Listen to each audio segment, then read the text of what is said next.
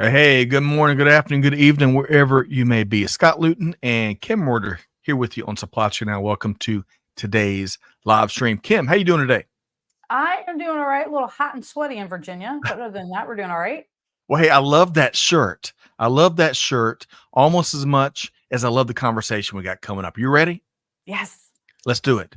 We got a master class in materials management ready to go. We're going to be diving in a variety of topics today, including some of the most common and unique roadblocks to improving materials management outcomes, examples of companies that have really figured it out and figured out innovative ways to take that performance to the next level. And Kim, we're going to be identifying critical steps for business leaders out there that want the same thing, right? Optimizing results in their organizations. Should be really cool, innovative stuff and a great show. Kim?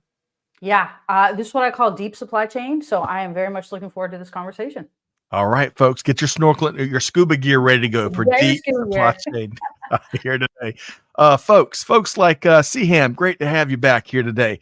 Pruhadev, I think if I said that right, welcome in from Toronto via LinkedIn. Nuruddin, great to have you back from Saudi Arabia. J. Chris White from Dallas, Texas. Folks, all of y'all and then some. Two quick reminders. Let us know what you think. Share your comments throughout this live discussion. We'll be bringing those in throughout. And of course, if you enjoyed today's show, be sure to share it with a friend or your network. They'll be glad you did. And I see Claudia Fried tuned in from Chicago as well. Great to see y'all here today. All right, Kim, we got to get to work. We've got a wonderful 1-2 punch here today. I want to welcome in our featured guests, Michael King, Chief Customer Experience Officer with Nulogy, and Kevin Wong, Co-founder and Chief Operating Officer, also with Nulogy.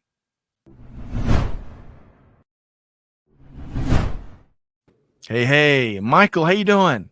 Hey, morning. Not too bad. How you doing, Scott? Great to see you. Kevin, how you doing? Very good. Wonderful. Man, really enjoyed the pre-show conversations we've had with y'all. I'll tell you, Nulogy has been on the move. But before we get to all of that, Kim, we got a pretty neat, fun warm-up question here. Because, folks, somehow I've missed this day. I hope I like to think I'm productive, but I've missed this day in my journey here. Because today, folks, it's World Productivity Day. So I'm going to ask Michael and Kevin and Kim, what's one thing that y'all do in your downtime that helps you be refreshed and most productive when you're back at work? And also to our folks out in the audience, let us know what you do. So, hey, Kevin, let's start with you. What's your secret? I like to go for runs. I actually do it at night. So it gets me, gets all the energy that I have remaining out of my body. Yeah. And, love the metrics. So since I got a Garmin watch, I like to get myself into its productivity in that productive zone. Right. Anyway, one they'll know what I'm talking about. Seeing your load going up, and you're driving up my VO2 max or whatever. So I always feel good the next day when I've had a good run the previous night. So that's my Kevin. thing. I love it. You know, we're all getting encouraged by robots and automation these days. Isn't it brilliant? It's great motivating factors there. All right. So, Mike, I think I know what your answer is going to be, but I don't want to spoil any surprises. What do you do to maintain that productivity? Definitely need to turn it off at the end of the day. So I've been a practitioner of Brazilian Jiu-Jitsu for quite a while. I have two daughters in their late teens. I just maybe aging me a little bit, but got them started on it about 10, 11 years ago.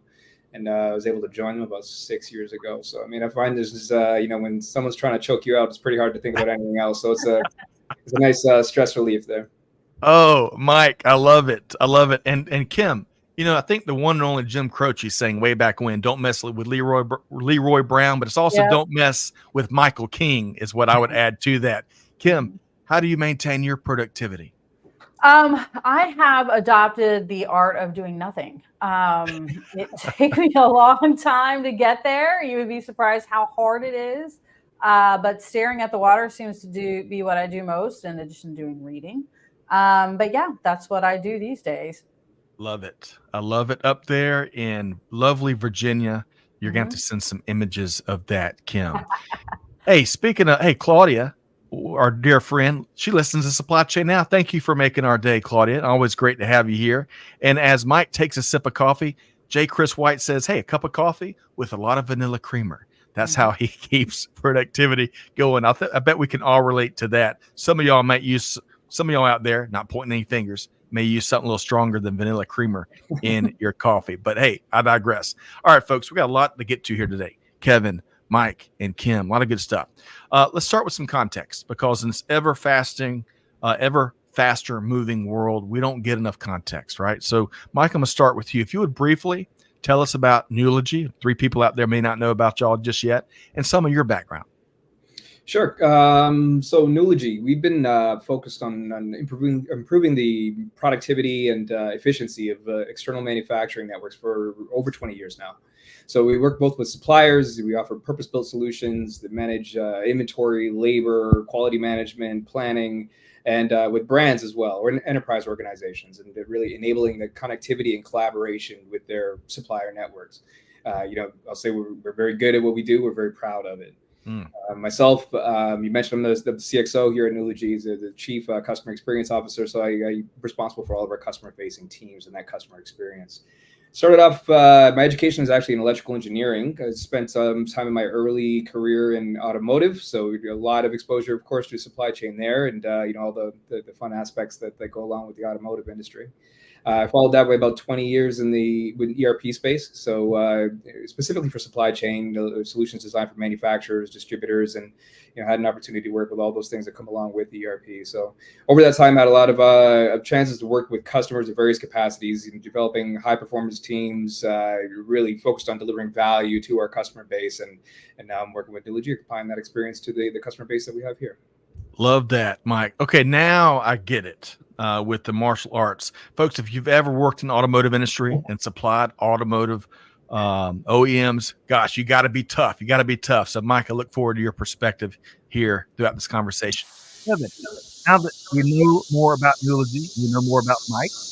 Kevin, tell us about your background. So I'm also an engineer, like Mike. I went to the University of Waterloo. Co-founder and COO, so maybe just a little bit before I started at Nulogy, it was more in the software space. So I was a product strategist at Microsoft down their Silicon Valley campus, working on some enterprise software there, and then up here in Toronto, where I am, in a lesser known company in the CRM space, but their big claim to fame was getting acquired for the highest value at the time for a Canadian software company. Yeah. Over the past 20 years, just working, from startup co-packers to Fortune 50 global brands, trying to help them with their efficiency in manufacturing, their supply chains, and, responsible now for making sure we, deliver really well on those promises on the product side largely, and just making sure we understand what those needs are. So spending a lot of time with customers and out in the industry, understanding the trends and where things are going, and trying to make sure we're delivering a lot of value. I love that, Kevin. And that passion's come out in the previous conversations and now that we've had with you and really the rest of the Nulogy team. And I would just add, I appreciate your deep technology background. So one of the answers then, Kim, for folks that are trying to maximize productivity is they turn to Mike, Kevin, and the Nulogy team, right? We're expecting to see more of those answers there in the chat, right? Yes, absolutely. Technology is your friend. Technology is your friend, and fear not, lean into it, because there's some really cool things. We're going to touch on some of these, that how companies are leveraging innovative technology and the human factor to move forward in this ever challenging global supply chain landscape. Okay, so Kim, Mike, and Kevin, we got a lot to get into here today, and I want to start with this, Kevin. I'll start with you.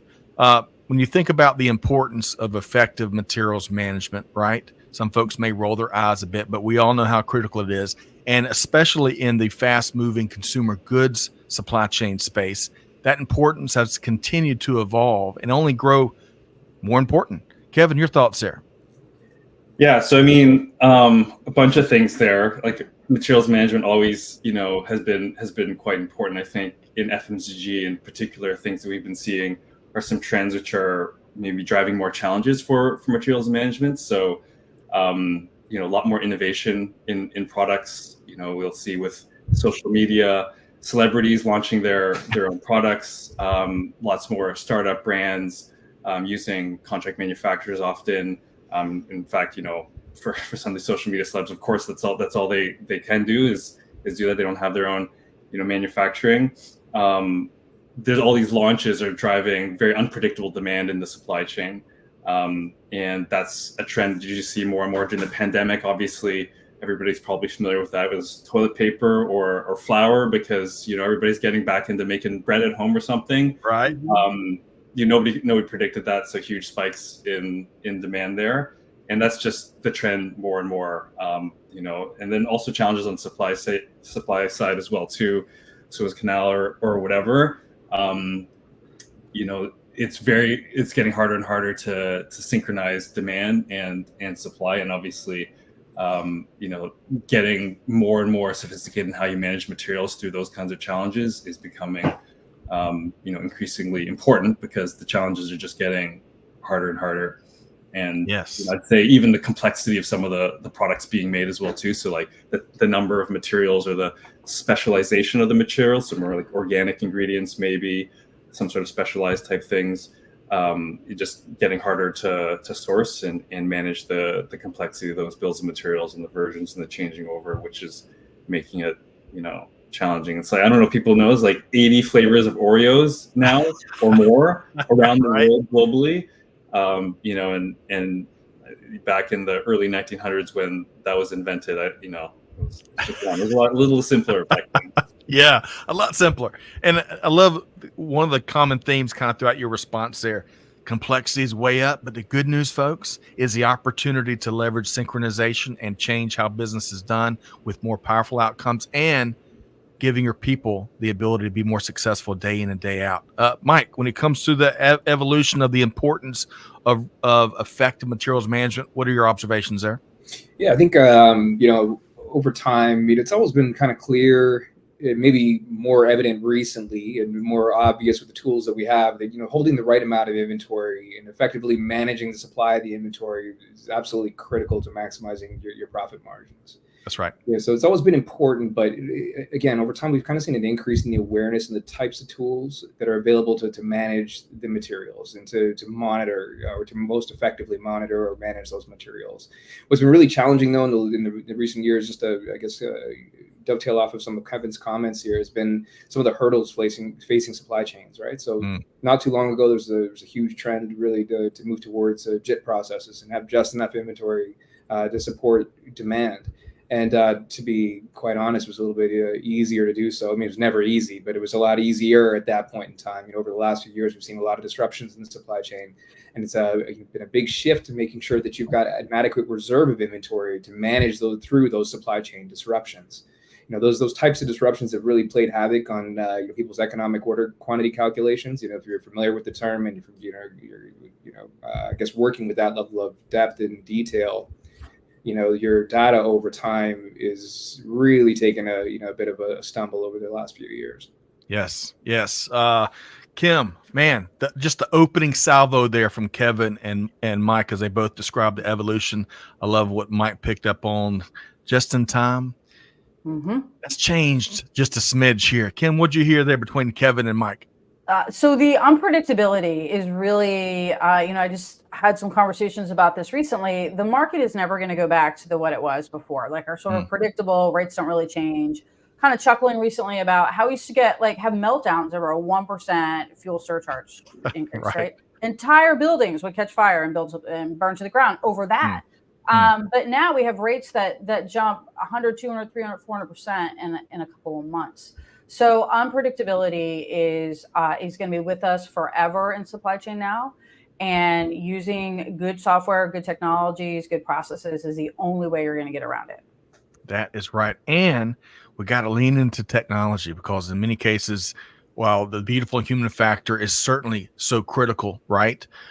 In some cases, we can't assign an army of humans to some of these challenges. We got to lean into technology here. Let's see here. Claudia says synchronization, really valued point.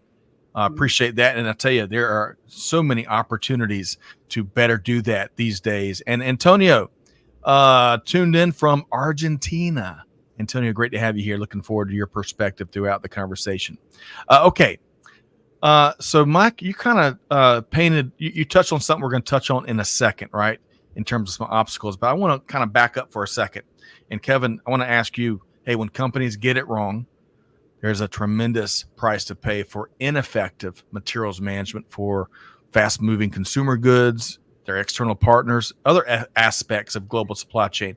Your thoughts there, Kevin?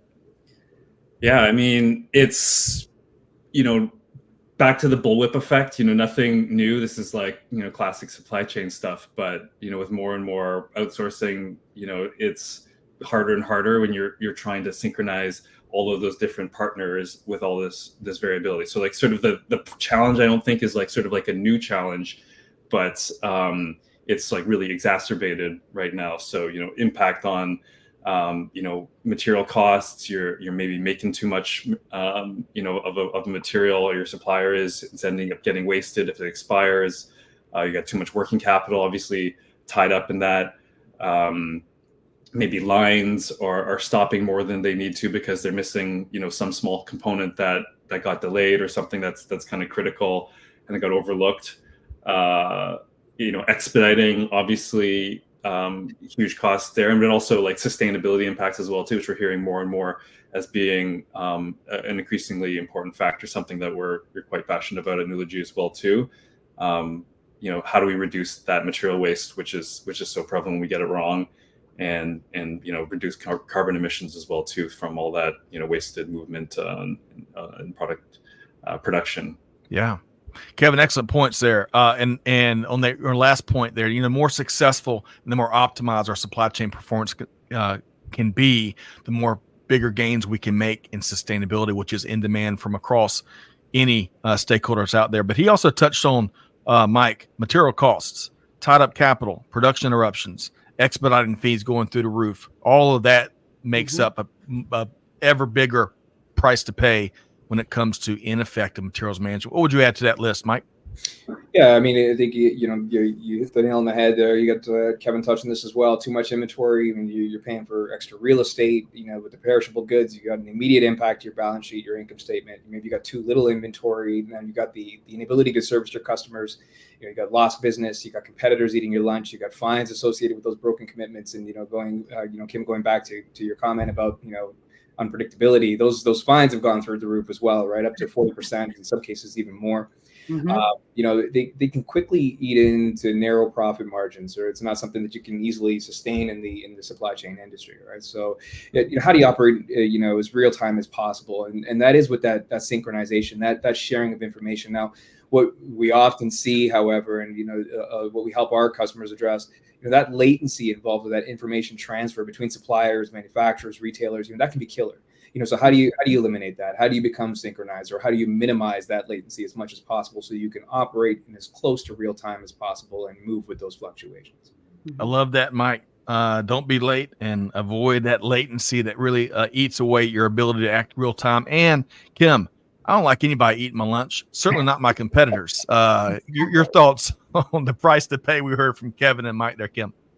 So it's a huge price. One of the things we're seeing a lot, I guess in the last 20 years, if I'm really going to date myself, we've moved away from proprietary parts, right? So if we look at automotive, Ford used to make all of their own proprietary parts, and they own their own manufacturing, and they could drive and penalize as needed, right?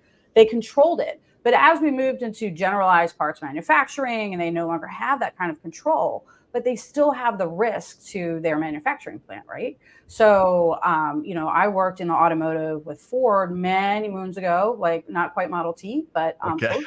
And at that time, we had to do what were called aircraft on ground clearances for parts, because now this is back when we're on the gold standard, but it was $1 million an hour for that line, a production line, to be shut down. So that is how extreme this is.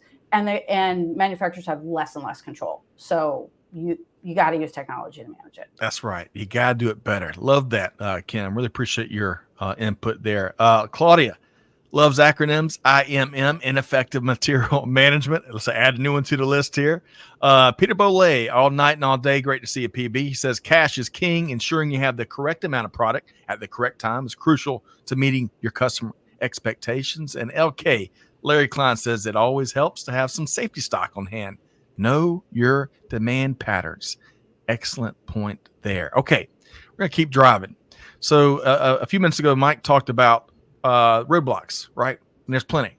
So I'm going to ask you both, Mike, starting with you. What are some of the common and unique roadblocks to improving materials management capabilities, workflows, and most importantly, outcomes?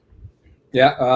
So yeah, let's start with I guess some of the common ones. We'll move into some of the unique. But I mean, from a common side of things, we see not using the right tools comes to mind pretty quickly. I mean, it's shocking to me over the course of my career how many times I walked through a warehouse floor that was managing inventory using spreadsheets or pen and paper, or my favorite is the whiteboard, right? You bump into it, and somebody's work has disappeared.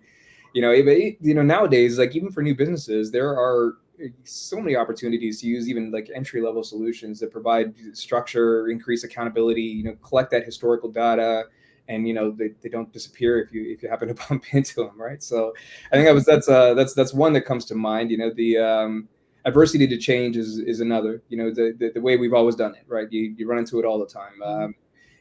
So even when in instances where the right tools are there, if there isn't a structure or an application in place to promote the usage and adoption, if there isn't a plan in place for the change management required when you're introducing new processes, technology, those teams are going to quickly revert back to what they're comfortable with and what they're confident in. And, all of a sudden the investment you've made in your new technology, your new processes, they disappear, and, along with them go the expected benefits that you had, on the material management side.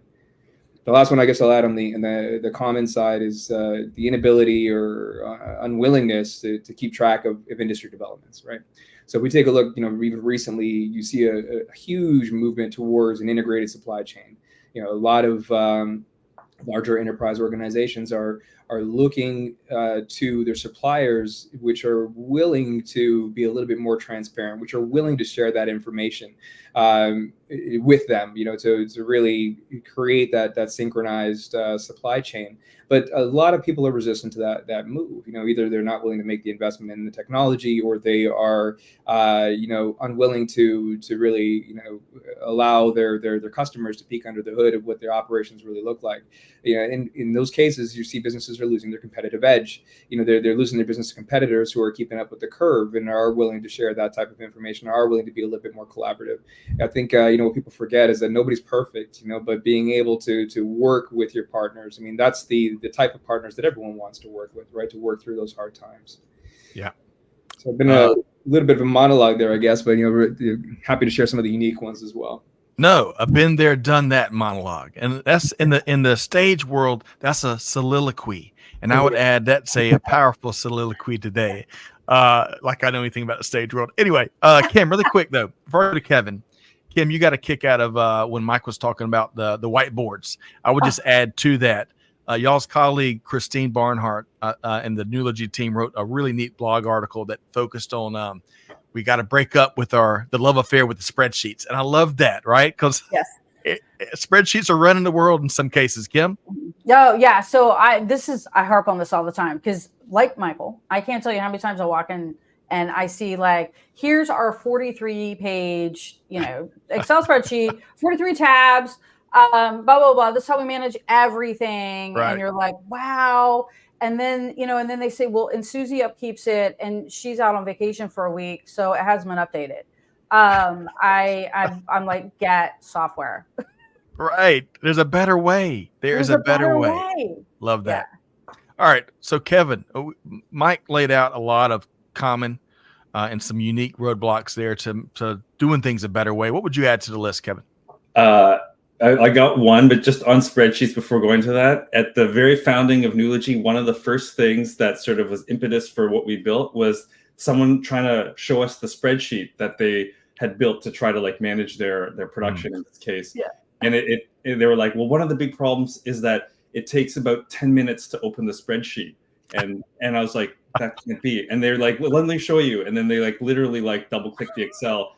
And we sat there in the room and waited for it to just open, let alone to manipulate. It was like, it had gone completely crazy. Anyways, so definitely some challenges there. There's a better way. One thing I would just add, Mike hit a lot of great points, is a little bit like a roadblock almost in the mentality or in the thinking and the culture almost within people, within leadership. Maybe we can all be part of that change, but I think people have become maybe jaded and accustomed to what they think is possible with technology, like say integrations, for example, like they just, oh, it's going to be so much time, so much money. I can't prioritize that. How could I possibly fit that into my IT team is so strapped? But there are real, like technology is going so fast. You certainly hear about all the AI stuff, but like even using APIs, low code, no code solutions, these kinds of things have really, really lowered the bar. Like RPA, robotic programming kind of stuff. Like the possibilities of technology now to really make it much easier to get solutions into your business is quite dramatic. So, I'm just encourage people to kind of like maybe shed that old thinking that maybe gets you stuck and jaded, and excuse me, try some of those projects right you've been wanting to get into.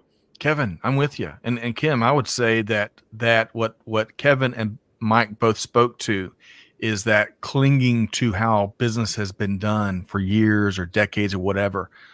We're paying a higher price for that type of mindset in this environment, and it'll only keep going up. Kim, your thoughts? Yeah. So I've done a lot of change leadership. And I always say, don't forget the human. You've got to bring everybody along. You don't have to necessarily get their buy-in, but you do need, it always helps if people are somewhat part of the process or aware of what's going on.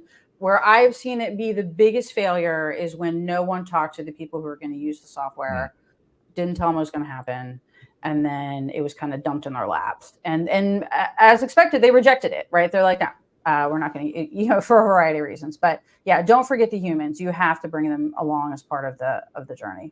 Well said, Kim. And we're very passionate about that because it's real.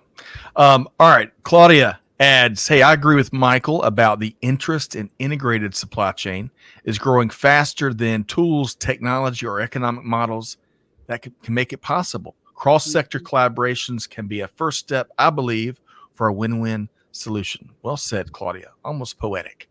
All right, let's keep driving. Let's talk about data is the new oil, as some have said, famously one of the semiconductor company CEOs. So, Kevin, coming back to you here, especially with your deep technology background, what's the critical role of data in materials management, especially doing it better?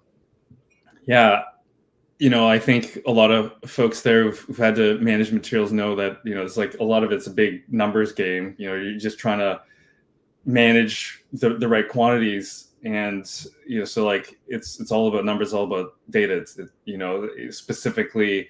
When we think about it, we work with our customers, do you have clear visibility into inventory, not just your own, but, those of the trading partners that, you depend on to maybe make the things that need to get made? Do you know what's in transit, the status of inventory, what's, available to use, what's in maybe like a hold state, quarantine state?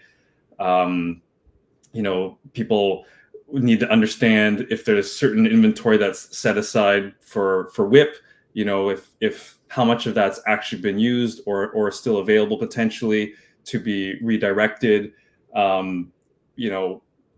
minimum order quantities against demand and the materials with the right bill of materials. Like all these decisions are based off of having up-to-date real-time data, and you get some of them a little bit wrong. Blow-up effect again, it just amplifies throughout the supply chain. So accurate data in real time is just, it's totally critical. It's the lifeblood. I'm with you. I completely agree. And gosh, you get out there in plants, in warehouses and factories, you name it, and you look at folks try to operate off old data, even as old as the previous day or the previous hour, and you see the constraints in person. Mike, continue that. Your view on the critical role of data, especially in materials management. Yeah, I mean, today, these days especially, it's all about the data, right? If you think about the business maturity curve, measuring and managing, optimizing, that all begins with the collection of data, and then moving to turn that data into meaningful information. So, I mean, we're at a very interesting point in history here where we can start to use the information not just to look in the rearview mirror and look at the past, but when you have enough data, you can start to look into the future. So predictive analytics, AI, I mean, that technology is going to take us to places we really haven't been before. But it all starts with, the collection and the sharing of that data that we can turn into information. So from a material management standpoint, I think Kevin kind of hit it on the, hit the nail on the head, understanding your inventory positions, fluctuations in demand, that might be related to seasonality or fluctuations in supply from your vendors. And, how do you use that information to help to minimize the costs of holding inventory and maximizing your revenue by, what do you have available and how do you minimize any disruptions to your customer supply chain? Good stuff there, Mike and Kevin. We're building the first church of data scientists and folks that believe in the incredible power and criticality of data and real-time data to move global supply chains and move them in an effective, successful manner. Kim, what would you add? I know you're a deacon in that church, Kim. What would you add? I run that church. The other thing I will add here is quality. Data quality. I have seen a lot of crap data, and I've seen a lot of people make decisions, what they thought were good decisions in crap data. So quality data is, I would say, is number one. And number two is being able to massage that data quickly to get the answers that you need. Because in today's world, you have to make decisions in minutes. We don't have days, we don't have hours, especially we're dealing overseas. It's 48-hour turnaround. So you need to get quality data and you need to be able to get it quick so that you can make a decision. Yeah. I just, you hear all this hype about AI and all these kinds of things, and it's transformative. But if it's working off of bad quality data, you're just going to get a computer telling you the wrong thing to do, like way faster than a human could. Like the data has to be good. Otherwise, don't even waste your time on any of the AI stuff. Right. Get accurate, real, the real-time data for sure. Right. And to build on Kevin just a little bit, it's actually even more dangerous, right? When you're using bad data with good technology, because you make the bad decision faster. Yeah. And then you repeat it faster. So it's even worse. Yeah. Kim and Kevin, excellent points, because the only thing more dangerous than bad processes is really efficient bad processes, I would argue. Excellent point both of y'all are making. And, not just making faster decisions, but making better, more confident decisions, right? Faster, all of that faster. A lot of good stuff there. And Seham's like, okay, I think she's celebrating the point that y'all both were just making there, right? All right. So let's do this. I want to get into some examples, right? Examples, because we've talked a lot about the landscape we're in, right? Some of the constraints, some of the ways we got to lean in and do things better, some of the costs. And now we're going to show some examples of companies that have taken their materials management execution to that proverbial next level with big outcomes. And Mike, I think you're going to share some of those stories with us. Your thoughts? Yeah, I'll kick it off here. Anyways, a couple companies come to mind. I'll hold on to some of the names, although happy to dive into some deeper details for anyone who's interested afterwards. But we have a fairly reputable co-packer out of the Pennsylvania area. Using and I'll be a little biased on this first one. Anyways, this is using Nulogy technology. We're able to reduce their invoicing from a 5-day latency to 5 minutes. Right. Wow. So that's all about, making sure that, of course, the stuff that's being invoiced is being tracked, through the right pieces of technology, and that's integrated with your invoicing system. So, that one was pretty impressive. I think, if anyone on there who's, a little bit more finance oriented and, understanding what it means to kind of get those invoices out there a little quicker and ideally collect that cash a little quicker. And that was pretty significant. Another one that comes to mind is a very major 3PL, name that many of you would recognize. But they, I'm not going to this isn't a Nulogy commercial. Right. I'm all about technology. Again, I spent my career in ERP and all the solutions that come along with ERP, which is usually a huge breadth. The last few years here have been with Nulogy, and I think some of our largest and most complex customers, the Nulogy is an element element of their tech stack, of their ecosystem. Right. In this example, though, I mean, we played a major role in allowing them to increase their overall capacity by about 35% through the right, we were, again, a core element of that, but through the right combination of tools, and reduce their on-hand material, specifically pallets, by 45%. Wow. So this was ultimately ended up in over $1 million in stock savings, being for easy ROI conversations, of course. But I mean, the talk is real. Having the right systems out there, having the right systems that talk to each other, resulted in some very real impact to your bottom line. Well said. Before I go to Kevin, Kim, capacity up, costs down, 5 days to 5 minutes on that first example. Your thoughts, Kim? So I've said it before, minutes or hours or days. So anything that you can do to have good data, good visibility, and good flexible management, flexible is important, over your extended supply chain is going to pay in spades. It's just too risky. A bolt can shut you down. Let me just put it that way. Right. So it matters. Well, my friend Greg White used to love this example. How many parts does it take to stop an automotive production line? One. Kind of that's right, to your point, Kim. And by the way, Claudia says, I run that church. Seriously, I love her point about quality data and timely access to it. The only pathways to good supply chain decision making. Claudia, great to have you here today. All right, so Kevin, Mike gave us some great examples, some very compelling examples with some big outcomes. Anything to add there, Kevin? Yeah, I mean, one that I was particularly close to serving a big supplier to a large global consumer packaged goods company. They were even surprised themselves at how much they were able to reduce their inventory obsolescence. So they were able to reduce by 75%, which was incredible. Just Mike's point, there's other examples of like there being really millions of dollars of savings here, is absolutely true. There's huge opportunities, incredible amounts of waste that really doesn't need to be there. That's why we've put a lot of emphasis on trying to help on that materials management side. At our That's company. right. But it's a big issue. Excellent point, Kevin. And Kim, for folks out there that may not think they have much waste in their organization or in their materials management, anything you'd like to share with those folks, Kim? You do. I'm going to tell you that you do. Unless you're running like 100% lean, you have some muda in your manufacturing. So there's always opportunity. I don't care who you are. There's always opportunity for improvement. Always opportunity. And I appreciate what Mike said. It's not a Nulogy commercial. I'm sure they have countless examples. And to that point, Kevin and Mike, big examples in fast moving consumer goods, big opportunities in contract manufacturing, co-packers. Y'all doing a lot of work across that space. And of course, I bet my hunch is Mike and Kevin will welcome a conversation after today's live stream to dig in more.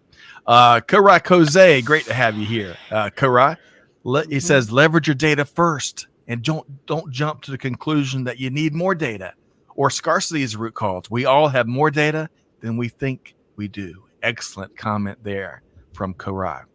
All right. So we're going to get some advice from Mike and Kevin and Kim here today. And, for business leaders out there that want to achieve similar results as what you are just touched on, right? Some of those big outcomes. What are several critical steps to choosing the right solution that enables more effective and successful materials management? And Mike, I want to start with you. How would you advise folks there? Yeah, this one's a little, close to the heart here. Being customer experience standpoint, you want to make sure that people are, achieving the outcomes that they expect, right? I think the first thing is making sure you have a clear understanding of your strengths and weaknesses. What is the problem you're trying to solve? And if there's many problems, which often there are, prioritize them, right? So you make sure that you've got them in order, so you understand exactly how to build that cost benefit analysis. Kim, I think you said this earlier, but just to underscore it, involve your team. One of the major success factors in any implementation of technology is going to be the change management that's involved. So involving your team from the beginning, it helps to improve the support for the implementation and ultimately the adoption for the solution, which is going to help you to realize that ROI. Last one I think I would add here is, look for technology that works well with others. I mean, there's a lot of options out there right now, and there's a lot of, some pretty impressive tools, but how well do they work with others? There isn't a single platform that's going to address all of your operational needs. So making sure that you've got, systems that can talk to each other, systems that can talk to perhaps your customer systems, your vendor systems, that's critical for an effective tech stack. A lot of good stuff there, Mike. See, by my count, Kim and Kevin, let's see, clarity, prioritization, involving the team, one of my favorites, and tech that works, tech that connects, tech that works well with others. Because as your point there, Mike, and I'm going to get your comment before I go to Kevin, there's a plethora, right? There's a plethora out there. And a lot of it has AI plastered on it in some way, shape, or form. And a lot of it isn't truly AI powered. Got to do your homework, right? Ask the tough questions. Get those referral calls, go out and look and see, lift the hood up. But Kim, what would you add to Michael's four-pronged set of recommendations there? So building on know your problem, you got to know what you're trying to solve. That is key. And the other tip I will give to people is if your software that you're looking for is going to require you to do like 60% customization, it's not your software. So go find more software, go find another software solution. But the thing I see and I hate when I've worked with companies is when they just over customize something because they're trying to make it do something that they used to do or they think they're supposed to do. What's the problem we're trying to solve? How does the software solve the problem? These are the two questions. Yes. They're taking Larry Bird and trying to make him run wide receiver routes in the NFL, right? Hey, he's a basketball legend. Let's let Larry Bird be Larry Bird. I love that. Yeah. And then they'll give it to you for free. They're like, but we'll give it to you. Oh, wait, there is no free software. That's the other thing. There is no free software. Free software is like a free puppy. You get what you pay for in so many ways.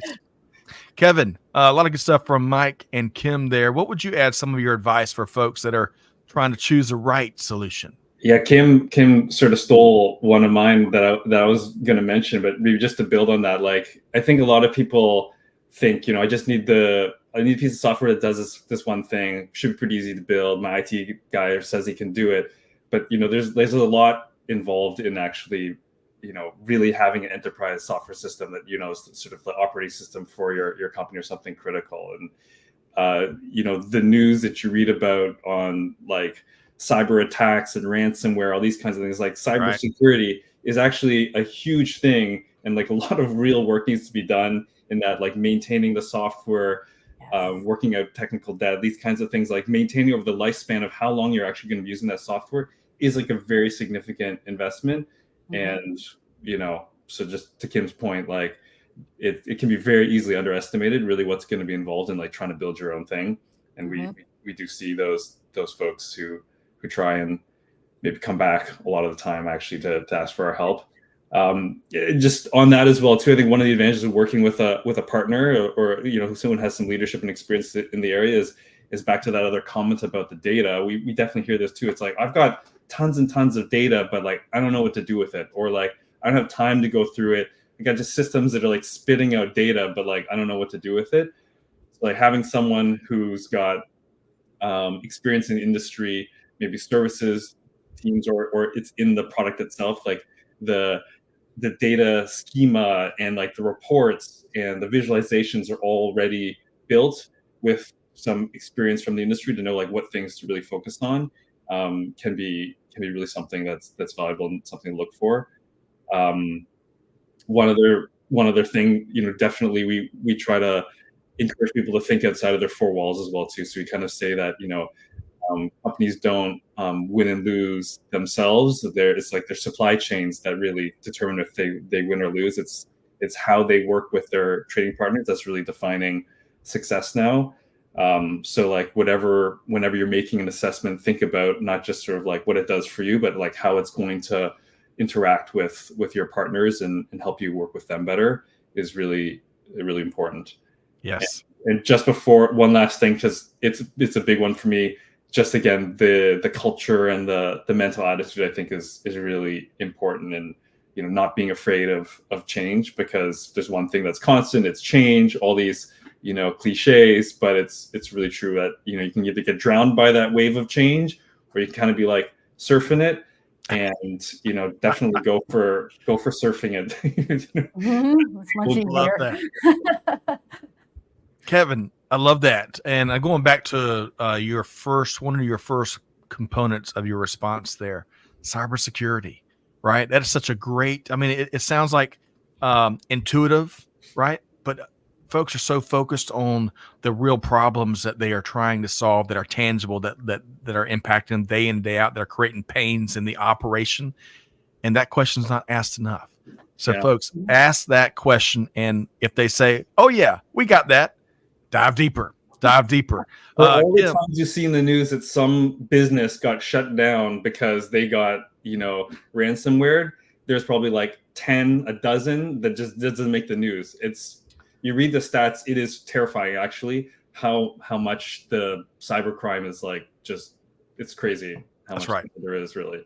I'm with you, Kat. It's only gonna get worse, folks, because as technology continues to evolve with the good side, hey, the bad guys keep on getting better access and technology too. All right, Tariq, great to have you here. Insightful conversation. I agree. I wish we had a couple more hours with this trio here. And Seaham says she's going to create a Kim and Supply Chain Now t-shirt. Okay. All right. We're going to create that church t-shirt, I guess. I own Kim. the church, yeah. Church with Kim. So, Kim, really quick before we move on, we're going to make sure folks know how to connect with Mike and Kevin. We got some resources out there.